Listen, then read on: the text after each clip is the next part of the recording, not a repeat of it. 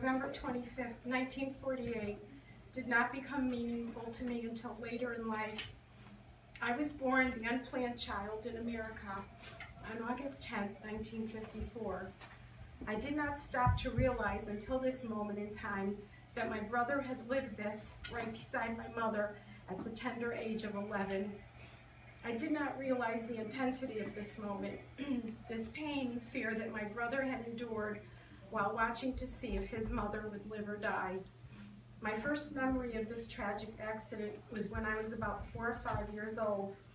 Hanging and climbing on my mother as youngsters do, I noticed a divot, a hole in the back of my mother's neck just below her hairline. In my curiosity, I asked my mother what that was. Her answer to me was very simple. A quote, "A landmine exploded in the field in Italy during the war and the shrapnel went into my neck." Although I didn't understand this, it satisfied me. As I got older, my mom would introduce me to the acquaintances and tell me, quote, "This is the woman who wrapped her shawl around me when I was hurt from the bomb." Or, "This is the man who helped carry me when I was hurt." They would speak a bit and shed a few tears. I wanted to know more, but I didn't ask for fear that it would make my mother sad again. When I began to drive, I would take my mom, who never drove, to her many eye doctor appointments. It is then that I came to know that she only had partial vision in her left eye.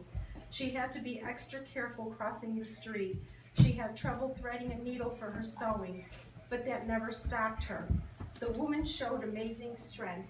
She would take the city bus to and from her factory job, never missing a day of work. Life continued for all of us. My father retired at age 65, and I was away at college. When I came home one weekend, my mom was in her bed and suffering from excruciating pain to her left eye, her bad eye. My father, my brother Severio, and I had a mission to stop Mom's suffering.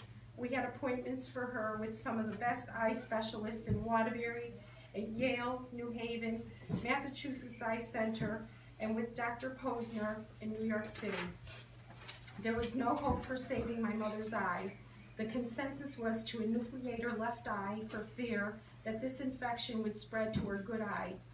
Mom vehemently resisted this idea.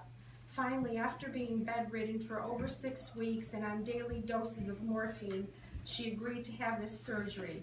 Her pain subsided. We wanted her to retire. She was 63. We pleaded for her to try to gain back her life. She refused to retire under these terms, and after 6 months of healing and being fitted with her artificial eye, she was allowed to go back to her factory job. Eventually, she retired at age 65. My mother taught my brother and I many life lessons, as all mothers do.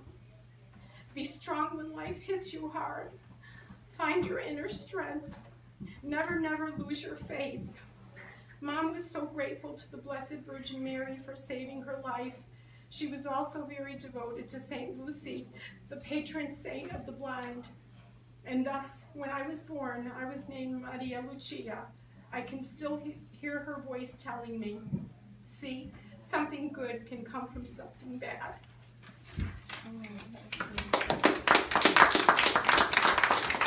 So that's what we came to be. Merry Christmas. It was sad, but it's a true story. You want to read something? No,